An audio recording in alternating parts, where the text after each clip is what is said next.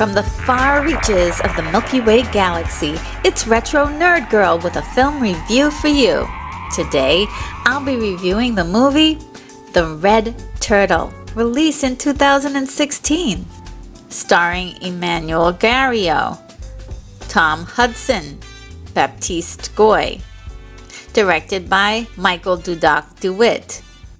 The synopsis is, an unnamed man is shipwrecked on a small deserted island in the middle of the ocean.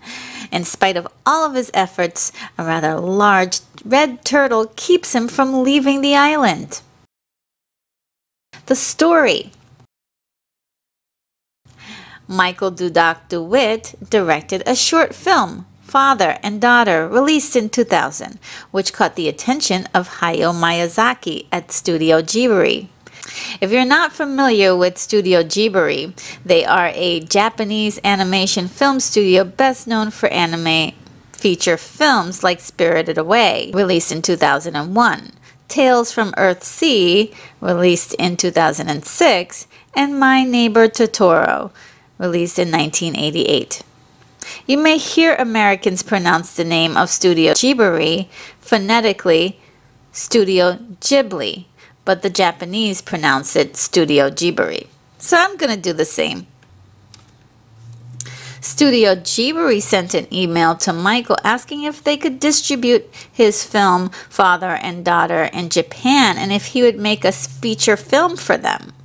They were pretty much open to anything that Michael had in mind. So he took half a year to write the script and 4 years to draw out the storyboards for the film. He also got many suggestions that guided his work by the heads of Studio Ghibli, especially Isao Takahata, director of The Tale of the Princess Kaguya, released in 2013. Further work on the screenplay was also done with Pascal Ferrand to hash out more nuanced character details. The story in the whole of it is really basic. It's a story of a human life, coincidentally loosely similar to an old Japanese fable, Urashima Taro, wherein a fisherman saves a turtle, as well as a few other fables to do with animal spirits. It is in this way that the film visually tells the story, virtually without dialogue or narration, which immediately takes the modern viewer out of their comfort zone, and right away, that really delighted me as a viewer. It was actually kind of surprising because many of the negative reviews have commented that the lack of dialogue was the film's main detriment and the story felt too basic. And that was on the contrary for me because I love the challenge of trying to visually figure out what was happening, like you would if you were watching a ballet or a piece of art that you have to interpret. And I felt that there was a very clear language in the film that got me to feel emotionally invested in the characters. In that way, I find this to be a timeless story and quite brilliantly using simple methods. And I'm completely impressed by what this film was able to do. The pacing. At an hour and 20 minutes, the film feels like 2 hours. It's really slow. But all of the scenes, as slow as they are, actually mean something. So to really enjoy the pacing, you'll have to really pay attention to every little detail that goes along this journey. It really pays off in the end. Now the challenge. The challenge in the film are various struggles that the man on the island is going through. I hope you don't mind that I spend some time in this review recapping the events of the film so that you really get a picture of the many points and how I arrived at them.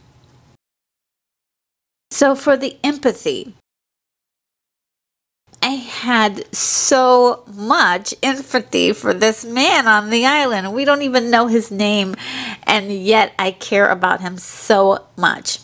As soon as he arrives on the island, he uses his resources to try as hard as he can to see if anyone else is on the island, to find food and water and all the necessities. So while he's looking, I'm kind of like, yeah, okay, I'm going with the character, searching with him and hoping that he'll find something on this desolate place. There's one scene where the man actually falls into a chasm with water at the bottom of it. And just when you think things couldn't get any worse, I was on the edge of my seat when he got caught under the water in between the rocks trying to escape. And I thought to myself, well, I guess that's the end of the movie. And the rest of the film is going to be about this red turtle. It's very gripping, and it had a definite sigh of relief when he narrowly escapes and swims up to the surface. His driving desire is to go home because even though he's figured out everything that he needs to survive on the island, he is still alone. And the film visually shows you his loneliness. And I thought that was such a delight to see it on screen. You spend time with the loneliness too. It's a lot different than just saying, I'm lonely, and just rush off to the next moment of action. The long scenes are there to show us the weight of time and what it's psychologically doing to our main character. I mean, you have to kind of sit with this for a while to understand it and to feel it. I thought it was very interesting because there's a little dream sequence in which he has created a bridge between the island and civilization, which kind of helps us to understand his motivation. He wants to go home, and his dreams are like a link to his ultimate desires.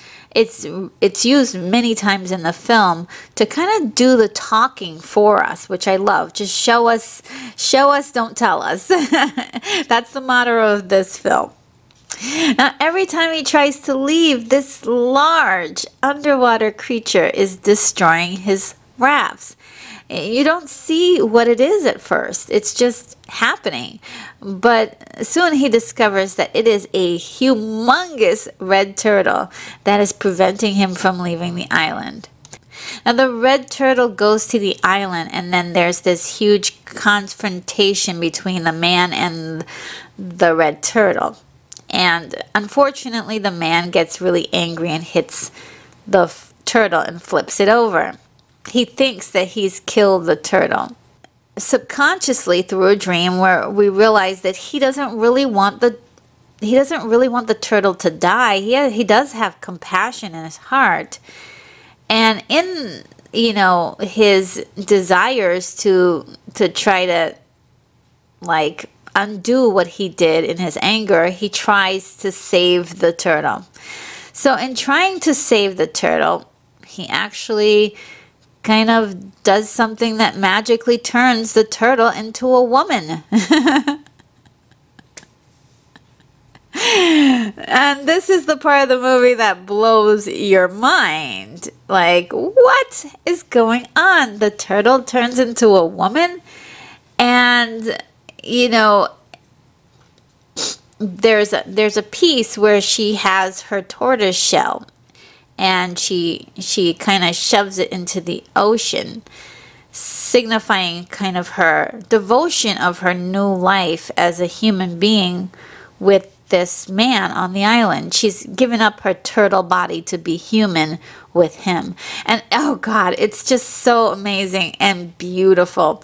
So I'm sorry if I get so excited because it's romantic in a way, but at the same time, are we even sure this is happening? I mean, she was a turtle. She's a woman. Now, I think because he's really lonely, this really inspires him to drop all of his efforts to build a raft and leave the island. And so he was in the middle of building a raft, and he shoves the raft out to sea. It's almost as if he's surrendering. And it's very interesting because his surrender is actually wonderfully displayed with his arms outstretched and his body limp of control. And he's allowing the unknown to happen, right? He's just allowing it to happen. And it's so symbolic, because after that, he never tries to leave the island again.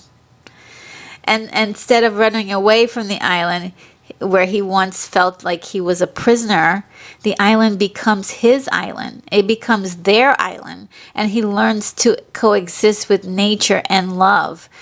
And it becomes sort of like a Garden of Eden to live as they please happily.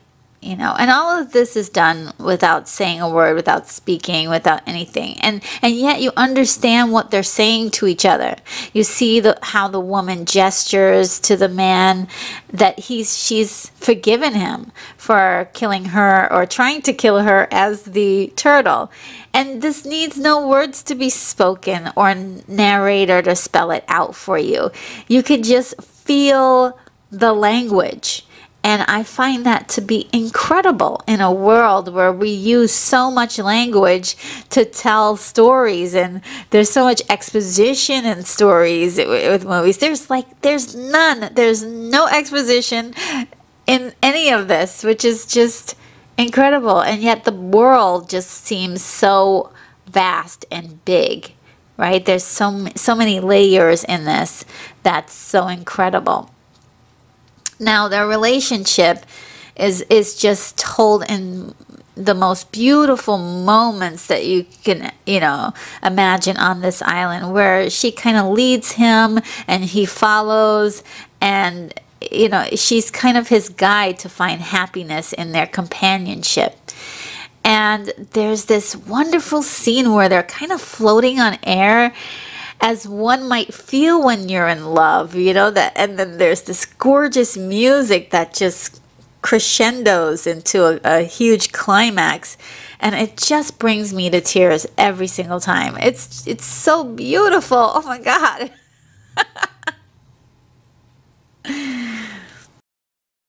I don't want to skip over this part, but the man and the woman, they have a son, and they are pretty much a strong unit together. But then he grows up, and then there becomes sort of a separation of that family unit, because he desires to leave the nest, if you will, right?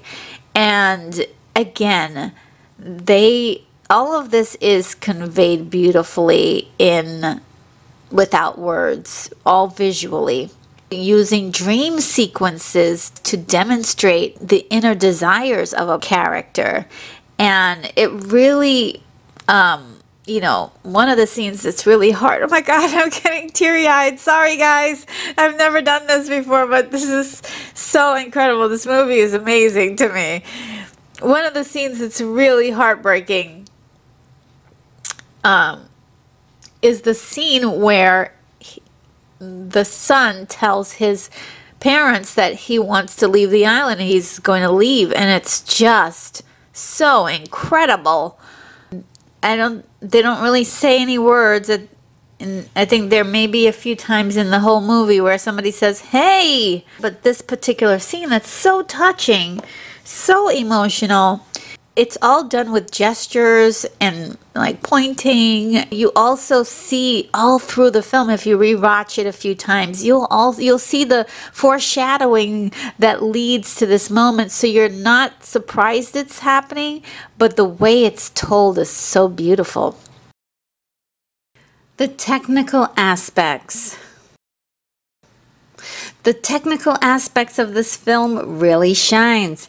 There's something very gritty, almost vintage about the visuals, reminiscent of mature animated films from the 1980s, such as Fire and Ice, released in 1983, and Heavy Metal, released in 1981. If you've seen all three films, you know exactly what I mean. And coincidentally, Michael Dudok DeWitt worked on the den sequence in the movie Heavy Metal in 1981. Many people mistake this film for being a fully 2D animated feature, but in actuality it has some 3D animation wisely used in a very harmonious way in the style of the film. It doesn't upstage it or even feel like CG. So for instance, the turtle was CGI. But what this film proves is that in a time when most animated films that are currently being made are 3D, 2D animation is not outdated as long as the art and the story are both compelling. The drawings of the human characters are pretty simple, even using dots for eyes. As well, there are very few close-up scenes of them either. They are often seen from far away views as to drive home the feeling of isolation. Most of the detail is in the surroundings on the island. The leaves, the sand, the water, all this work of art really, looks so gritty in each scene, as if nature itself is the most important thing that we're looking at in the story. And the island itself is a character. It's gorgeous, and each part of the island is handcrafted with so much care and love for the details. Every scene is nothing short of a delicate work of art you can find yourself easily escaping in. Much of the movement of the human characters feel very three-dimensional, especially in the beginning when the man is frantically trying to figure out how to survive on the island. And it felt very lifelike. The sound design was especially fantastic. There was lots of care put into that as well, capturing all of the possible sounds in nature without sounding scary or overwhelming. There were even faint sounds of characters breathing, which really added body to the project. The incredible music used for the film was composed by Laurent Perez Del Mar, MD. Words to describe the music I would use is like ethereal, majestic, epic, and even divine. There's a sense that what we're seeing is bigger than what we think it is because it represents humanity. The music is hardly used in the first half of the film, but it grows slowly, paced at the right moments. It enhanced my experience as I could begin to feel and emotionally understand the lives of these beautiful yet simple characters. And they are simple because they represent everyone. And although I don't have a significant other or any children that I can say like, oh, that happened to me, it's something that we all kind of universally understand, love and affection, that kind of sentiment. It doesn't need to be translated from country to country, which is really cool. It just needs to be watched with the whole of oneself. And, just keep your eyes open and watch each scene. You'll understand what's going on. It's a wonderful experience through a weeping body of strings, echoing angelic operetics, tear-inducing climaxes, and hauntingly bellowing cellos. Without the music, the film would have a far less of an impact emotionally. Now for the performances. The performances were ambiguous in the film, but they are revealed in the animation of the characters when they emote and when the voice actors get to contribute what little that they do.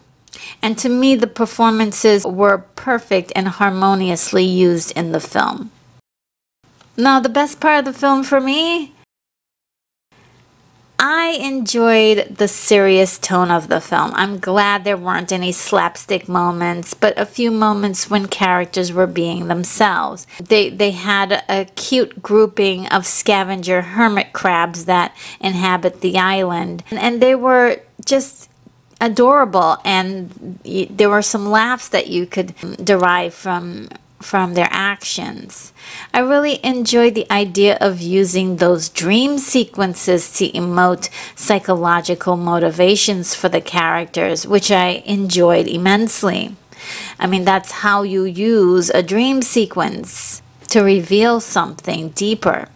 I love the detail of animating the woman and her child swimming with their arms like sea turtles swim. It's a detail that you could miss, but it's so important to the story. They are both at the core sea turtles, and they swim in the same exact way, much different from the man.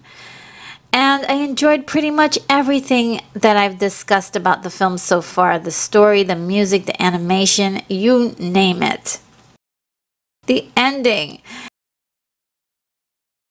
The ending is nothing short of breathtakingly transcendent and sentimental. I mean, I cried like a baby, and that truly surprised me. The man dies at the end, and the woman turns back into the turtle, and that surprised me. Like, what the heck is going on? I thought she was truly a woman, but she turned back into the turtle. So yeah, that was pretty surprising. And this creates a slew of questions not meant to be answered, churning in our minds for days. Like, whatever happened to the son? Was he a hybrid? Did he live with humans, or did he live with turtles? Did he turn into a turtle? Did he ever reunite with his mother in the sea? You know, was the turtle a sea witch trapping men on the island? Was she a turtle that the man picks up as a baby? He picks up a little baby turtle trying to get them to the ocean. Did he imprint on her by accident? And is that the reason why she kind of naturally loves him and wants him to stay on the island? You know, did the man imagine the entire events of being with the turtle and having a family? Was that all in his imagination? Because, you know, and was she like always a turtle the whole time? It's really kind of interesting. And I love those questions like this because, you know, it's life, you know. There are often no answers to those questions, and it lets your imagination run a little wild, and that's always fun, I think. And it lends to the realistic mythical element to the film. Now, one other thing that I noticed, and you don't get it until the end, the moon plays a really big part in the life of the man, because it may have been the only friend that he has in the beginning of the film where he's really lonely. He looks to the moon, and yet it is the last thing that he sees when he dies. It's so poetic and so touching. Now, the enjoyment. Being the first non-Japanese film to be produced by Studio Ghibli, this was both a leg up and a crutch for the film. It had rave reviews and praise of even being nominated for an Oscar. However, there were a few negative reviews because it's not like any Studio Ghibli film that anyone has ever seen. And so a lot of people felt disappointed by the hype. I know that their fan base is really big, and this didn't really match up to their expectations. I had no preconceived notions of what I was getting into when I was watching the film, so it was very interesting that I felt the way I did at the end. Very emotional. After watching a slew of movies and feeling a bit in a slump one weekend, I just decided to watch it, and it was the one movie that I was so excited about after watching it. I was like, wow, that's a good movie. You know, I love that feeling. Like, after seeing a lot of movies that are okay, and then seeing a really good movie. I was really haunted by the beauty of this film for days after seeing it, and really curious about how seemingly simple the film is, and how it was able to bring out more emotion in me that most other films hadn't, that I had seen for months and months. And I was just wondering, like, how does a film like this get their audience to feel emotions? And like feelings of compassion and love and gratitude, considering that this film is essentially a tragedy, I guess. I mean, the man never leaves the island. It has treasurable moments in his life that make it all right. You get a unique story that feels like folklore or a fairy tale told by a campfire. It's minimal, universal, and simply stunning, with a surprising deep emotional language that really touched me. I absolutely love this film. My rating is a 9.1. Well, that sums up my review. I hope you liked it. This is Retro Nerd Girl signing off.